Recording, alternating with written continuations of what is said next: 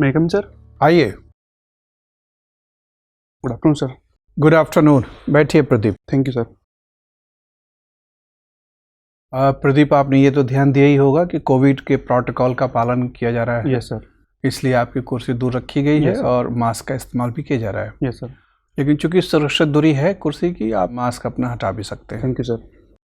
Covid के कोई लक्षण वगैरह तो नहीं है? नहीं सर, वैक्सीनेशन है। टीका ले लिया होगा? Yes sir. दोनों? Yes sir.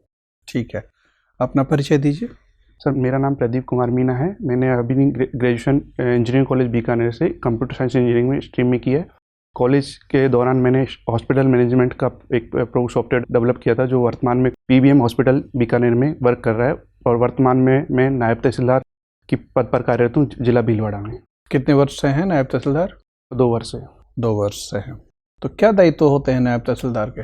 बेसिकली सर, नायब तहसीलदार 3 फेज में का वर्क करते हैं। एक तो एडमिनिस्ट्रेशन प्रशासनिक वर्क, दूसरा सर लॉ एंड ऑर्डर का वर्क, और तीसरा न्यायिक कार्य है सर।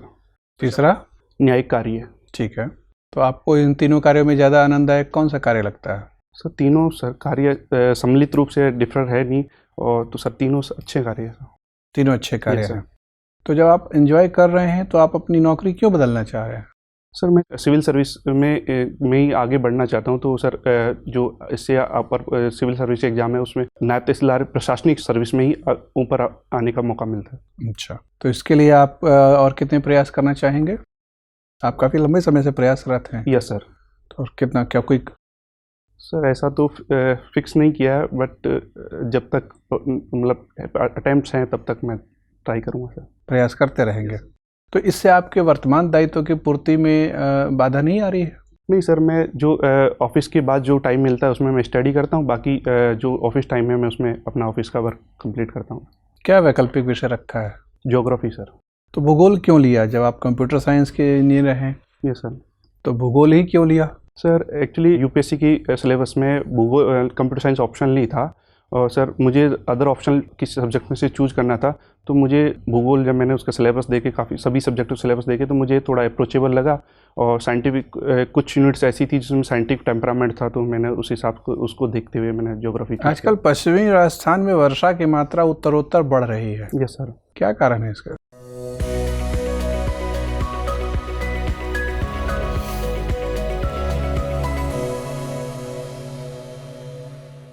एक तो सर क्लाइमेट चेंज हो रहा है, उसका भी एक रीजन है। दूसरा सर पश्चिम विक्षोभ के कारण भी सर वर्षा की मात्रा में बढ़ी। अभी हाल ही में ताउते तो चक्रवात आया था, उसके कारण भी उसका भी एक इम्पैक्ट रहा। पश्चिमी विक्षोभ क्या होता है? सर, उत्तरी अफ्रीका और दक्षिणी यूरोप से जो हवाएं चलती हैं, तो वहाँ पे सर सॉरी सर, मैं रिकॉल नहीं कर पा रहा हूँ पूरी तरह। कोई बात नहीं। विनिमय दर जानते हैं क्या होता है? Yes sir. विनिमय दर Yes, sir. रुपया का यस सर। क्या होता है? सर, रुपये का दूसरी तो मुद्रा में आपस में एक्सचेंज को विनिमय दर कहते हैं। अच्छा, कितना विनिमय दर है अभी रुपये का? सर, एग्जैक्ट नहीं याद है। डॉलर के संदर्भ में 73 रुपीज़ के समथिंग है। अच्छा, तो इसका मतलब क्या हुआ कि हम 73 रुपीज़ में $1 खरीद सकते हैं? Yes sir. अच्छा, अगर कल को 75 हो जाए यस सर। तो ये रुपये के लिए अच्छी चीज़ है कि कमज़ोर चीज़ है? रुपये के लिए सर थोड़ा सा नेगेटिव इम्पैक्ट जाता है, क्योंकि मुद्रा का अवमूल्यन होता है इसमें। अच्छा, एक अवमूल्यन शब्द है और एक मूल्यह्रास भी होता है। Yes sir. अवमूल्यन को अंग्रेजी में डीवैल्यूएशन कहते हैं और मूल्यह्रास को डेप्रिसिएशन कहते हैं। Yes sir. दोनों में कुछ फ़र्क है? सॉरी सर, अभी मैं याद नहीं कर पा रहा हूँ। ठीक है, अवमूल्यन करने से हमारे निर्यात पर क्या असर पड़ता है? सर, अवमूल्यन करने से हमारी मुद्रा की जो निर्यात करते हैं सर, उसमें विदेशी देश दूसरे देशों में हमारा आयात निर्यात है वो सस्ता होता है, तो हम ज़्यादा निर्यात कर पाते हैं सर। ठीक है, और आयात पर क्या असर पड़ता सर, है? आयात महंगा हो जाता है सर। कम हो जाता हाँ है। सर, वस्तु की जो कीमत है वो बढ़ जाती है सर आयात में। तो हमें डीवैल्यूएशन करते रहना चाहिए बीच बीच में ताकि हम निर्यात कर सकें। सर, ये डीवैल्यूएशन सर सही नहीं माना जाता है, क्योंकि सर इसमें एक तो ग्लोबल कंपटीशन में मतलब नेगेटिव इम्पैक्ट जाता है, और डब्ल्यूटीओ वगैरह में ये सर अदर कंट्रीज इसको लेकर। आत्मनिर्भर भारत अभियान में क्या इससे मदद मिल सकती है? सर, आत्मनिर्भर भारत है बेसिक कॉन्सेप्ट है सर, कि हम अपनी जो प्रोडक्शन है उसको बढ़ाएं, और हम मतलब अपनी सेल्फ जो एमएसएमई सेक्टर है, अदर क्षेत्र हैं, उनमें ज़्यादा से ज़्यादा प्रोडक्शन करें, तो उसके आधार पर है सर। इसमें सीधा इम्पैक्ट, सीधा जुड़ाव नहीं है सर अवमूल्यन का। ठीक है Pradeep sir. Pradeep ji, yes sir. आप नायब तहसीलदार हैं यस सर। और नैब तहसीलदार से जिस पद से आप जुड़े हुए हैं उसके लिए राजस्थान लैंड रेवेन्यू एक्ट में अलग से राजस्थान लैंड रेवेन्यू रूल्स है यस सर। 1958। Yes sir. उसके तहत नैब तहसीलदार और तहसीलदार का पावर और ड्यूटी है। Yes sir. बताइए, नैब तहसीलदार के नाम से क्या क्या पावर और ड्यूटीज है? सर, नायब तहसीलदार का जो ड्यूटीज़ हैं वो जैसे नामांतन म्यूटेशन है उनको, उनकी जो सुनवाई कंप्लीट करना और नामांतन को की कार्रवाई है उसको फिल करना। दूसरा सर कार्य है जो सीमा ज्ञान है और पत्थरगढ़ी है, ये इस संदर्भ में कार्य पटवारी और गिरदावल के थ्रू माध्यम से कार्य। किन किन सेक्शन के तहत नैब तहसीलदार एज अ आपको 3rd class magistrate yes sir. अपने रेवेन्यू कोर्ट में लैंड डिस्प्यूट के मामला को देखता है? सर एक तो सर धारा 91 है, उसमें अतिक्रमण होते हैं, उन अतिक्रमण की कार्रवाई की जाती है सर। नेक्स्ट सर दूसरा है 136 वो राजस्व अधिनियम की धारा 36 के तहत सो जो भी नक्शे में तरमीम होती है और जो विवाद होते हैं उनको एसडीएम कोर्ट। आप ज्योग्राफी से जुड़े हुए हैं? Yes sir. और राजस्थान में आपको बहुत सारे नेशनल पार्क हैं। Yes sir. हर एक नेशनल पार्क में अब जीपीएस और जीआईएस यूज करना अनिवार्य है। Yes sir. तो जीआईएस के तहत वहाँ यूज होता है आपको environment information system. Yes sir. Environment information system जो जीआईएस है वो रणथंभौर नेशनल पार्क में किस प्रकार से काम करता है? सर ज्योग्राफिकल इंफॉर्मेशन सिस्टम है सर, उसमें जो वाइल्ड लाइफ सेंचुरीज हैं उनकी सर जो फॉरेस्ट डेंसिटी है और वाइल्ड लाइफ जो मतलब जीव जंतु हैं उनकी जियो टैगिंग वगैरह से इंफॉर्मेशन वगैरह गैदर की जाती है। और जैसे सर रणथंभौर नेशनल पार्क है तो सर उसमें बाघ की जो सुरक्षा और प्रजनन और उनकी देखभाल के लिए जियो एम स्ट्रिप नाम से प्रोग्राम मतलब काउंटिंग के लिए राजस्थान के किस नेशनल पार्क और सेंचुरी में ड्रोन का इस्तेमाल हो रहा है for surveillance to stop poaching और ट्रैकिंग, किस में शुरू किया गया है? सर पूरी तरह मुझे याद नहीं रहा, जहाँ तक सर रणथंभौर नेशनल पार्क है और ये सरिस्का नेशनल पार्क है। अच्छा बताइए, जो वाटर होल्स हैं नेशनल पार्क के, आप ज्योग्राफी के स्टूडेंट हैं, वो 2 तरह के वाटर होल्स हैं सारे नेशनल पार्क में, एक का नेचुरल है और दूसरा मैनमेड है। इन दोनों नेशनल पार्क हैं उसमें मैनमेड वाटर होल्स बनाने के पीछे का क्या रैशनैलिटी है? पहले तो मैनमेड था नहीं, सब नेचुरल थे। सर जो बेसिकली जहाँ तक मैं याद कर पा रहा हूँ सर 2 इसमें मुख्य कारण है। तो सर जीव जंतु है उनको पानी की व्यवस्था उपलब्ध हो पाए, और सर पानी की व्यवस्था तो पहले से थी। मैं पूछ रहा हूँ कि आर्टिफिशियल बनाने के पीछे क्या रैशनलाइजेशन है? डेंसिटी बढ़ गया जानवर का, या प्रेसिपिटेशन कम हो रहा है, कुछ तो कॉज होगा। Yes sir. सर ये जो 2 रीजन है तो मतलब जो प्राकृतिक जो जल उपलब्धता के स्रोत हैं वो सर सूख रहे हैं, तो और दूसरा सर वर्षा के जो मात्रा है उसमें लगातार चेंजेज आए हैं, तो इसकी वजह से ज्योग्राफी के किस सेक्शन में आप कंफर्टेबल हो उससे हम सवाल पूछें। फर्स्ट पेपर सेकंड पेपर में कहीं से भी बोलो आप। सर फर्स्ट पेपर भौतिक भूगोल, भारत का भौतिक भूगोल और भारत का भौतिक भूगोल, ठीक है। राजस्थान, भारत के भौतिक भूगोल में राजस्थान आ गया। Yes sir. राजस्थान में Dharwar Archaean system yes sir के अंतर्गत जो डिस्ट्रिक्ट आते हैं उसमें देखिए जितने भी आपको धारवाड़ सिस्टम है उनमें आयरन ओर या आयरन फैमिली के जो मिनरल्स हैं वो खूब मिलते हैं। Yes sir. आयरन ओर हो गया, मोलिब्डेनम हो गया, निकेल हो गया। लेकिन राजस्थान के जो धारवाड़ सिस्टम है उसमें अभी तक कोई बड़ा आयरन ओर का डिपॉजिट नहीं मिला, क्या कारण? मैं जहाँ तक याद कर पा रहा हूँ सर उसमें यह है कि सर जो आर्किन जो चट्टान थी उनके इरोजन से और उनकी सेकंड फेज में धारवाड़ चट्टान का निर्माण हुआ सर। तो सर उस क्षेत्र में जो आर्किन चट्टान थी उनमें सर लोह तत्व की कमी थी, इस वजह से सर वहाँ पे धारवाड़ चट्टान का जब निर्माण हुआ तो सर उनमें लोहे की मात्रा समुचित रूप से उपलब्ध नहीं हो पाई सर। लोहा तो है, आप देखिए हल्दी घाटी में आयरन सल्फाइड के कारण उसका कलर ही, लेकिन मिनरल के रूप में नहीं है। Yes sir. मिनरल क्या होता है? कॉम्प्लेक्स कंपाउंड होता है। आयरन तो है। Yes sir. आयरन और नहीं है, क्या वजह? Iron is there, Haldi Ghati. Yes sir. Sorry sir मैं okay, thank you. Yes Pradeep. Sir. Pradeep आप ज्योग्राफी के स्टूडेंट हैं? Yes sir. मैं जानना चाहूँगा आपसे हाल ही में भारत सरकार के एक उस निर्णय के संबंध में जहाँ पे उसने ये निर्णय लिया है कि लगभग 78,000 टन जो चावल है उससे जो एफसीआई में के द्वारा एकत्रित किया जाता है उसे वो डाइवर्ट कर देंगे प्राइवेट डिस्टिलरीज को, जिसके द्वारा एथेनॉल का निर्माण किया जा सके। और आपको भी पता है कि इसकी उपयोगिता क्या है बायोडीजल के संदर्भ में। लेकिन समस्या ये है कि खाद्य पदार्थों का डाइवर्जन इस तरह से किया जा रहा है जबकि अन्य और भी घटक इसके लिए इस्तेमाल किए जा सकते हैं। उस संदर्भ में जबकि भारत की स्थिति ग्लोबल हंगर इंडेक्स में अच्छी नहीं है और अगर आप शहरी गरीबी को लेकर बात करें तो 20% बढ़ी है, ग्रामीण गरीबी को लेकर देखें तो लगभग 15% बढ़ी है। कितना उचित निर्णय आपको लगता है इस तरीके के फूड ग्रेन्स को डाइवर्ट करने का? सर जो भारतीय गरीबी सर मोस्टली सर जो जुड़ा हुआ है वो सब वितरण की समस्याओं से अधिक है सर, भंडारण की समस्या से कम है। क्योंकि सर भारत में अभी जो वर्तमान में बफर स्टॉक की जो नीडेड है वो 35 मिलियन टन है, बट सर हमारा जो बफर स्टॉक है सर अभी 70, एग्जैक्ट डाटा सर मुझे याद नहीं, बट अप्रोक्सीमेट 70 मिलियन टन से अधिक है। तो सर जो शांताराम कमेटी की भी रिपोर्ट्स आई थी सर, तो उसमें कहा गया था कि मोस्टली जो सुप्रीम कोर्ट में उसने गाइडलाइन दी थी कि मोस्टली जो ऐसा गेहूँ चावल है जो ख़राब हो जाता है, तो सर जो ख़राब होने के होकर सड़ता है तो हम उसका बायोडीजल वगैरह में, एथेनॉल वगैरह प्रोडक्शन में यूज़ कर सकते हैं। बट सर इसके साथ साथ मैं ये कहना चाहूँगा सर कि हम फूड ग्रेन्स को यूज़ करने के साथ साथ सरकार दूसरे अभी जैव ईंधन नीति भी लेके आई है, जिसमें जो पंजाब हरियाणा क्षेत्र में जो पराली जलाई जाती है उसको भी वित्तीय सहायता देकर वहाँ पे बायोडीजल उत्पन्न करने की। मैं समझ पा रहा हूँ आप क्या कहना चाह रहे हैं, लेकिन इसके साथ साथ कई ऐसी घटनाएं भी हमें देखने को मिली हैं जहाँ पे भूख से हुई मौतों को संज्ञान में कई सारी कोर्ट्स ने लिया है। Yes sir. इतना अधिक भंडारण, पर्याप्त से भी अधिक भंडारण के बाद समस्या कहाँ, प्रशासनिक स्तर पे कहाँ रहती है सर? जबकि हमारे पास राइट टू फूड और फूड सिक्योरिटी एक्ट भी है।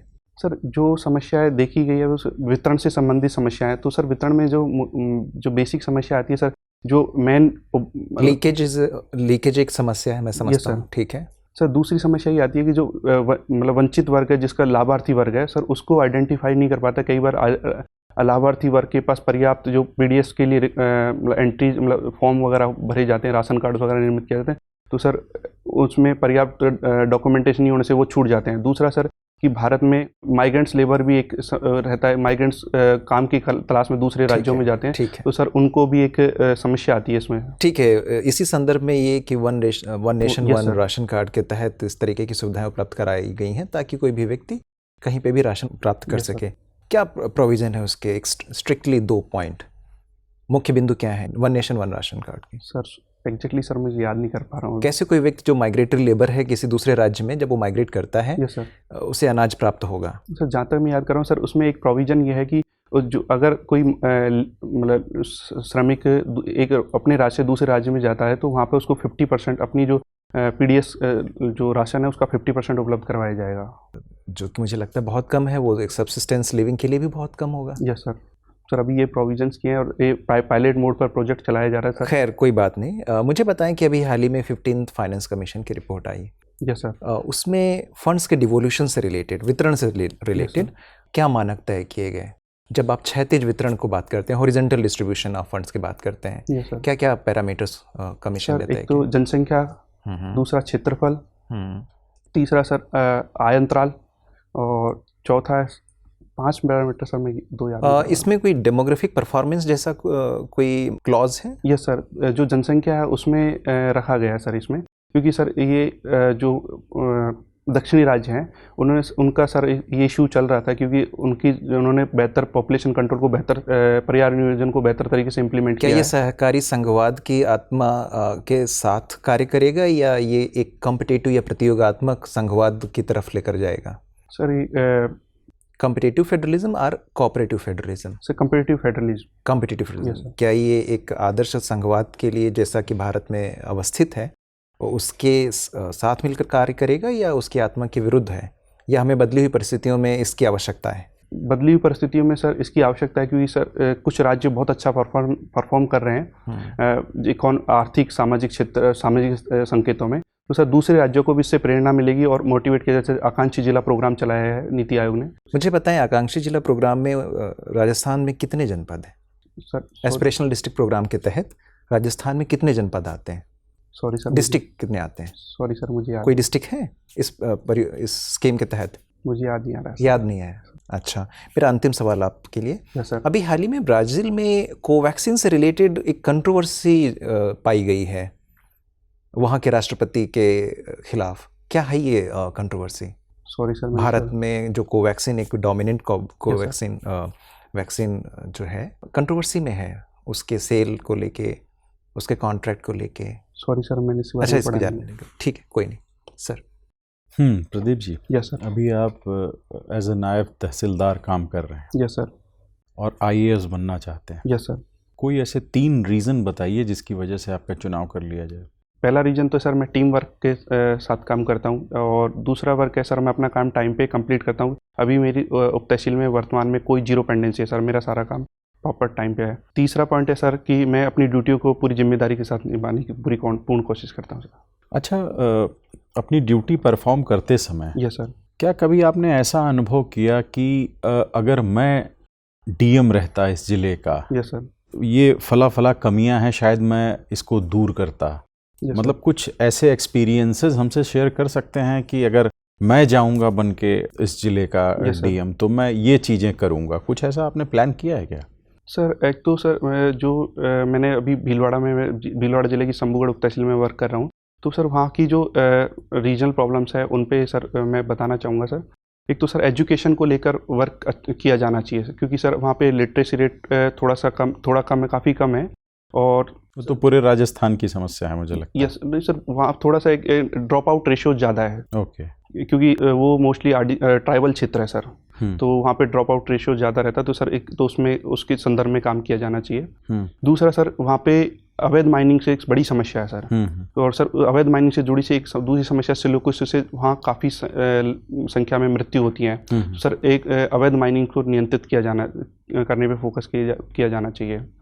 और तीसरा मेन इश्यू है सर जो वहाँ पे महिलाओं के से संबंधित इश्यूज होते हैं, जैसे उनका दहेज वगैरह से दहेज पर उत्पीड़न। ठीक है। तो ऑनेस्टली बताइए कि वो कौन से कारण हो सकते हैं जिसकी वजह से चीज़ों को एड्रेस नहीं किया जा रहा है, या DM साहब क्यों इनको एड्रेस नहीं कर रहे हैं? सर एक तो सर जो इलीगल माइनिंग्स में है सर, मेन इशू है कि वहाँ पे एक तरह से धीरे धीरे ऑर्गेनाइज क्राइम जनरेट हो गया सर। तो और सर दूसरा उसमें जो ठीक से एड्रेस नहीं होने के पीछे एक रीज़न ये भी है कि सर एक वहाँ जो कैडर स्ट्रेंथ है वो वीक है, तो सर पुलिस और प्रशासन के बीच में सही तरीके से कोऑर्डिनेशन नहीं हो पाता है, तो उसका फ़ायदा सर इलीगल माइनिंग्स करने वाले उठाते हैं सर उसका। चलिए, राजस्थान में बाल विवाह की एक प्रमुख समस्या रही सर। है। मान लीजिए आपका सिलेक्शन होता है और आप किसी ज़िले में तैनात हैं। Yes sir. और आपको सूचना मिलती है कि वहाँ के जो भी MP हैं या MLA हैं वो एक समारोह का आयोजन कर रहे हैं, और उस समारोह में कम से कम 50 लोगों का बाल विवाह कराया जाएगा। Yes sir. और वहाँ 30-40 हज़ार की भीड़ पूरी इकट्ठा है, और पूरा मतलब उसको सेलिब्रेट कर रहे हैं वो। और आपको सूचना मिली कि बस विवाह होने जा रहा है आधे घंटे में, क्या करेंगे आप?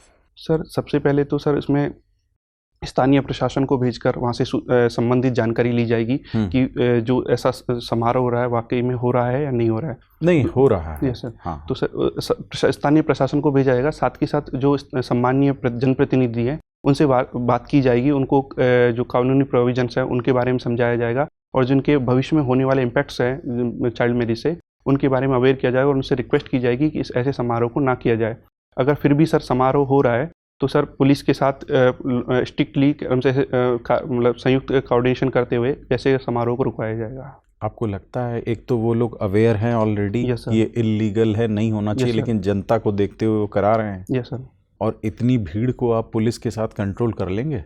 सर इसमें सर मीडिया का भी सहयोग लिया जा सकता है, क्योंकि सर प्रतिनिधि होते हैं, उनकी एक छवि होती है जनता में, तो अगर वो इस तरीके का प्रोग्राम करवा रहे हैं तो उनको लगेगा कि हमारी छवि धूमिल होगी, तो वो शायद संभवतः इस प्रोग्राम को रोक देंगे। ठीक है। आप ज्योग्राफी के स्टूडेंट हैं। अभी हाल ही में कनाडा में टेम्परेचर इतना ज़्यादा बढ़ गया, इतनी गर्मी बढ़ गई कि उससे कई लोग मर गए। Yes sir. बता सकते हैं कि टेम्परेचर में जो अनयूजुअल इंक्रीज था, मतलब सर। क्या कारण था इसके पीछे? सिर्फ कारण बता दीजिए। सर ये हीट वेव के कारण हुआ है, और जो मोस्टली सर जो पोलर वॉर्टेक्स है, ध्रुवीय भंवर है, और ये जेट पवनें हैं, उनके सर उसमें विकृति ज़्यादा आ गई है सर। तो जो हीट वेव है, जो गर्म पवन है, उनका विस्तार कनाडा के दूर तक हो गया है सर। नहीं, दूर तक तो हो गया, लेकिन इतना कैसे हो गया कि आप समझ रहे हैं, मतलब ये यूजुअल नहीं है, इस तरह की चीज़ें होती हैं हमेशा, लेकिन इस बार बहुत ज़्यादा हो गई। Yes sir. सर कि लोग गर्मी से मर रहे हैं। Yes sir. तो सर एक तो जो मेन रीजन आता है सर कि कनाडा एक शीत क्षेत्र है, तो सर वहाँ पे एडेप्टेबिलिटी थोड़ी ही कम, मतलब गर्मी के प्रति कम होती है। दूसरा सर क्लाइमेट चेंज हो रहा है, तो उसके कारण ये ऐसी फिनोमेना रैपिडली चेंजेज आ रहे हैं, मतलब देखी जा रही है सर। ठीक है प्रदीप जी, ठीक है, thank you sir. Pradeep. Yes sir. इसी बातचीत को आगे बढ़ाते हैं। Yes sir. एक अध्ययन हुआ कि ग्लोबल वार्मिंग के चलते ग्लेशियर्स तेज़ी से पिघल रहे हैं, ये तो सभी जानते हैं, लेकिन पृथ्वी के अक्ष पर में भी कोई परिवर्तन दिख रहा है। Yes sir. ये क्या पूरा मामला है? सर जो अभी रिसेंटली स्टडीज हुई हैं, उसमें ये देखा गया कि पृथ्वी के अक्ष में चेंजेस आया है। उसके पीछे सर रीजन ये है कि सर जो स्थल और जल का जो संतुलन है, क्योंकि ग्लेशियर पिघलने से जल का क्षेत्र बढ़ रहा है, तो सर इस असंतुलन होने के कारण सर जो पृथ्वी के भौगोलिक ध्रुव हैं, उनकी स्थिति में परिवर्तन आ रहा है। किस तरह का परिवर्तन आ रहा है? ये किधर की तरफ शिफ्टिंग हो रही है और इसके दुष्परिणाम क्या होंगे? अभी सर अंटार्कटिका क्षेत्र है, उसकी साइड सर इसमें चेंजेस हो रहा है, प्रॉपर सर मुझे एक्जैक्ट ध्यान नहीं आ रहा कितना चेंजेस हो रहा है। उत्तरी ध्रुव और दक्षिणी ध्रुव में कुछ बदलाव की बात आ रही है। Yes sir. उनका जो शिफ्टिंग है सर, वो अप्रोक्सीमेट एग्जैक्ट सर मुझे याद नहीं, रिकॉल नहीं कर पा रहा है। अगर ये इस तरह की शिफ्टिंग होती है तो दुनिया भर में किस तरह के दुष्परिणाम देखने को मिलेंगे, प्रभाव देखने को मिलेंगे? सर एक तो सबसे बड़ा जो चेंजेज आएगा ऋतुक परिवर्तन में सबसे चेंजेज आएगा, जो पृथ्वी का घूर्णन और परिक्रमण दोनों में चेंजेज, मतलब उनकी गति और उन गति में परिवर्तन होगा सर। उसी का सर ऋतुक परिवर्तन होगा। दूसरा सर जो कोस्टल एरियाज में मतलब वो सर इससे रिलेटेड नहीं है। आपका शौक है ना ट्री प्लांटेशन? Yes sir. तो एक तरफ जब डेवलपमेंट की बात हम करते हैं तो एक्सपेक्टेशंस हमारे हाई होते हैं कि अच्छे रोड हों, इंफ्रास्ट्रक्चर बहुत अच्छा हो। Yes sir. दूसरी तरफ हमारे एक्सपेक्टेशन में है कि ट्री कवर बहुत अच्छा हो, ग्रीन एरिया बहुत अच्छा हो। Yes sir. लेकिन हम कई बार देखते हैं कि कई एक्सप्रेसवे प्रोजेक्ट बन रहे हैं, कई सारे NH के प्रोजेक्ट बन रहे हैं और बड़े पैमाने पर पेड़ों को काटा जा रहा है। Yes sir. कि सरकार यहाँ बहुत बड़ी चूक कर रही है, पर्यावरणविद इसे लेकर बहुत चिंता में रहते हैं। आपकी क्या राय है इस पे? सर पर्यावरण संरक्षण हमारी वर्तमान सरकार की भी प्राथमिकता है, और सरकार इस पर लगातार वर्क भी कर रही है, और सर ये इस पर ध्यान दिया जाना भी जरूरी है, क्योंकि अगर हमारा पर्यावरण संतुलित होगा तो उसका अंतिम प्रभाव मानव प्रजाति पर पड़ेगा। इसके साथ साथ सर विकास की परियोजनाओं को मतलब चलाना भी आवश्यक है, क्योंकि भारत एक विकासशील देश है, और यहाँ पे सर अपनी भारत की जनसंख्या और जनसंख्या के लाभांश का फ़ायदा उठाने के लिए विकास परियोजना को कंटिन्यू करना भी आवश्यक है सर। इसके लिए सर जो ऐसे परियोजना में पेड़ों का जो काटा जाना है, उसके साथ में सर दूसरी जगह भी वृक्षारोपण किया जाना चाहिए, जैसे कि इसके संदर्भ में कैंपा निधि है, उसका समुचित प्रयोग किया जाना चाहिए, और जो भी कंपनीज हैं जो इस प्रोजेक्ट में लगी हैं, उन पे लायबिलिटी फिक्स की जानी चाहिए कि आप की जो भी पर्यावरण, जितने भी पर्यावरण संतुलन हो रहा है, उनके कारण जो वृक्ष काटे जा रहे हैं, उनका वृक्ष लगाने के साथ साथ देखभाल वगैरह समुचित मात्रा में की जानी चाहिए। यूनाइटेड नेशंस ने अभी ग्लोबल फॉरेस्ट गोल्स रिपोर्ट 2021 जारी किया है। Yes sir. इसके महत्वपूर्ण बिंदु क्या है? सॉरी सर, मुझे जानकारी नहीं है। बहुत जानकारी नहीं है आपको। आपने अभी सर के एक सवाल के जवाब में बताया कि भीलवाड़ा में यस सर एजुकेशन को लेकर आपको काम करना चाहिए। Yes sir. अगर आपको मौका मिलता है तो आप काम करेंगे। Yes sir. मैं जानना चाहता हूं कि अभी सरकार इस दिशा में चिंतित है, क्या काम कर रही है, कौन सी योजनाएं चल रही हैं, क्या प्रयास हैं सरकार के इस समय आपके यहाँ? सर अभी भीलवाड़ा की बात कर रहा हूँ। Yes sir. भीलवाड़ा में सर एक ड्रॉप आउट रेशो ज़्यादा है, तो अभी सर कोविड के कारण स्कूल्स वगैरह में पढ़ाई वगैरह चल नहीं रही है, बट सर अभी सरकार ने वापस टीचर्स को कोरोना की ड्यूटी से मुक्त करके एनरोलमेंट वापस बढ़ाने का प्रयास कर रही है सर। और जो दूसरा कि जो ऑनलाइन एजुकेशंस है, उस पर भी सर टारगेटेड बेस पे, कम्युनिटी बेसिस पर भी प्रयास किए जा रहे हैं। उसके साथ साथ जो मतलब रिटायर्ड टीचर हो गए हैं सर, उनका भी एक ग्रुप बनाकर उनसे वीडियोज़ वगैरह रिकॉर्ड करवाकर उनको ऑनलाइन शिक्षा के लिए मुहैया उपलब्ध कराई जा रही है। करवाने का और प्रयास कोई किया योजना वहाँ चल रही है सर। और अभी सर रिसेंट में राजस्थान सरकार ने एक अनुप्रीति योजना भी संचालित की है, ताकि जो कॉम्पिटिटिव एग्ज़ाम की तैयारी करते हैं उनको सहायता मिल सके। दूसरा सर, अभी एक योजना चालू की है जिसमें बच्चों को मिड डे मील्स वगैरह का जो पोषण आहार वगैरह नहीं मिल पाता है, क्योंकि कोविड के कारण स्कूल्स बंद हैं, तो सर उनके किट्स वगैरह बनाकर सीधे घर पर डिलीवर किए जा रहे हैं। सरकार इतने प्रयास कर रही है। Yes sir. तो संतोषजनक प्रयास हैं ये तो। Yes sir. तो आप क्या अलग करेंगे फिर? सर उसमें जो मेरा मानना है कि सर इसमें सामाजिक जागरूकता लानी चाहिए, और जो ड्रॉप आउट रेशो है उसको सर कम करने में समाज की जो प्रतिनिधि हैं और वहाँ के लोकल स्तर पर प्रयास किए जाने, तो ताकि बेहतर रिजल्ट प्राप्त हो सकते हैं सर। तो इस बारे में भी तो सरकार के प्रयास जारी हैं। Yes sir. ऐसा तो नहीं है कि सरकार प्रयास नहीं कर रही है। एक्चुअली सर प्रयास सरकार निरंतर कर रही है सर, पर वो रियल ग्राउंड पे कई बार एग्जीक्यूट नहीं हो पाते हैं। तो सर उनमें जैसे सरपंच हैं, वार्ड पंच है वगैरह, उनकी अगर हम जिम्मेदारी सुनिश्चित कर देते हैं और उनसे कहा जाए, उनके टीचरों को साथ लेकर उनके अगर एक भ्रमण किया जाए, तो सर इसमें बेटर रिजल्ट प्राप्त किया जा सकते हैं। जैसे कोरोना वैक्सीन। आपको लगता है इसका मतलब कि आप जब जाएंगे वहाँ तो फायदा होगा? Yes sir. एक हाइपोथेटिकल सिचुएशन लेते हैं। आप एक IPS हैं। Yes sir. ठीक है। राजस्थान के किसी अस्पताल में टेररिस्ट घुस गए हैं। ओके। 200 लोगों को उन्होंने बंधक बना लिया है। Okay sir. और आप ही वहाँ अधिकारी हैं इस समय, किसी से बात करने की कोई गुंजाइश नहीं है अपने ऊपर के अधिकारी से। Yes sir. टेररिस्ट ग्रुप का जो नेतृत्व कर रहा है व्यक्ति, वो कहता है आपसे कि इसी शहर के कुख्यात अपराधी को यहाँ ले आकर और इनकाउंटर कर दीजिए तो मैं 200 लोगों को छोड़ दूंगा। क्या करेंगे आप? सबसे पहले तो सर उनसे जो मतलब 200 लोग हैं उनमें जो हॉस्पिटल्स वगैरह में, सर हॉस्पिटल में हॉस्टेज किया हमको। हाँ, हॉस्टेज। तो सर जो गंभीर मरीज हैं उनसे कहा जाएगा कि गंभीर मरीजों का इलाज बंद ना किया जाए, और या फिर उनको रिलीज कर दिया ताकि दूसरे हॉस्पिटल में उनका उपचार कंटिन्यू किया जाए, ताकि जीवन क्षति ज़्यादा ना हो पाए सर। और दूसरा सर उनसे लगातार वार्ता की जाएगी, और क्योंकि सर आतंकवादी को ऑन द स्पॉट, क्योंकि बिना अभी उसकी न्यायिक जांच चल रही होगी संभवतः, तो सर वहाँ लाके ऑन द स्पॉट उसको मारना एक उचित नहीं है, कानूनी रूप से उचित नहीं है। तो आप उन आतंकवादियों को कैसे समझाएंगे? उनको कानून का क्या डर है? सर उसके लिए उन्होंने तो कानून को हाथ में ले ही लिया है। Yes sir. आप उनसे 2 अपेक्षाएं रखने की बात कर रहे हैं। पहला, ये संवेदनशीलता कि गंभीर रूप से बीमार मरीजों के जीवन को क्षति ना हो। Yes sir. इसलिए उनको दूसरे अस्पताल में शिफ्ट कर दिया जाए। Yes sir. और दूसरा कि आप उनको ये समझाएंगे कि किसी को ले आकर इनकाउंटर करने पर कानून का उल्लंघन होगा। ये दोनों उनके दायरे से बाहर है। कैसे समझाएंगे किसी टेररिस्ट को कि कानून का उल्लंघन मत कीजिए प्लीज़?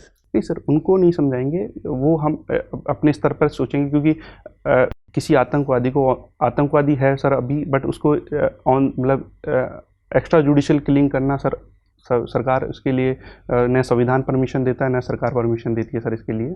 तो आप करेंगे क्या? 200 बंधकों को फिर आप हाशिए पर छोड़ देंगे? कंडीशन में सर जो मरीज हैं तो उनको बाहर निकाला जाएगा तब, ताकि उनकी संख्या जो 200 लोग हैं उनकी संख्या में कमी आएगी। सर इसके साथ साथ बैकअप प्लान बनाया जाएगा, ताकि उसकी जो हॉस्पिटल बिल्डिंग है उसकी पूरी जांच की, मतलब उसकी जांच की जाएगी कहाँ। चलिए ठीक सर। प्रदीप, अभी भी केंद्रीय मंत्रिपरिषद का विस्तार किया गया। Yes sir. क्या बता सकते हैं कि कितने महिलाओं को मंत्री बनाया गया? सर 11 महिलाओं को मंत्री बनाया गया। अच्छा, और पहले से कितनी महिलाएं मंत्री थी? सर उसकी जानकारी मुझे नहीं है। अच्छा, अभी कितने राज्यों की राज्यपाल महिलाएं हैं? सॉरी सर, इसके बारे में जानकारी नहीं। कोई मुख्यमंत्री भी महिला है? Yes sir. कौन? ममता बनर्जी है। अच्छा, आपको लगता है कि भारत के विभिन्न राजनीतिक दलों को स्वेच्छा से महिलाओं का प्रतिनिधित्व बढ़ाना चाहिए? बिल्कुल सर, बढ़ाना चाहिए। इस मामले में सबसे आगे पार्टी कौन सी दिखती है आपको? किस पार्टी में महिलाओं का प्रतिनिधित्व सबसे बेहतर है? सर ये संख्यात्मक जानकारी मुझे नहीं है। अच्छा, इस पर आपने ज़्यादा ध्यान नहीं दिया। आप अपने इलाके में महिलाओं की स्थिति को मजबूत करने के लिए क्या विशेष कदम उठाते हैं? सर महिलाओं की स्थिति को मजबूत करने के सर एक तो जो हमारी पितृत्व समाज है उसमें सर उनकी सामाजिक अभिवृत्ति उसको परिवर्तित किया जाए। दूसरा सर महिलाओं की सुरक्षा जो। नहीं, आप तो खुद ही पदाधिकारी हैं, आपके पास शक्तियाँ हैं। Yes sir. कार्यक्रम है। Yes sir. कौन कौन से उपाय आप करते हैं? सर सबसे पहले तो जो लॉ एंड ऑर्डर है और पुलिस की जो फील्ड में जो गश्त है उसको बढ़ाया जाए। ताकि जो अपराध है उनमें कमी आए और जो महिलाओं के प्रति जितने भी अपराध होते हैं उनमें संज्ञान लेकर और संवेदनशीलता बरतकर त्वरित कार्रवाई की जाए, ताकि महिलाओं में ये आशा उत्पन्न हो कि हमारा जो सुनवाई है वो समय पर होती हो। और सर दूसरा ये है कि सर जो महिलाएं हैं उनके लिए अलग से स्पेशल थाने भी बनाए जाएं, ताकि वहाँ जाकर अपनी रिपोर्ट्स वगैरह और उसमें सभी कर्मचारी महिलाएं हों, ताकि वहाँ अपनी समस्याएं उनके बारे में जी तरीके से बता सकें, उनकी संवेदनशीलता बनी रहे। ठीक है प्रदीप, आपसे बातचीत करके अच्छा लगा। आपका इंटरव्यू हो गया, आप जा सकते हैं। Thank you sir.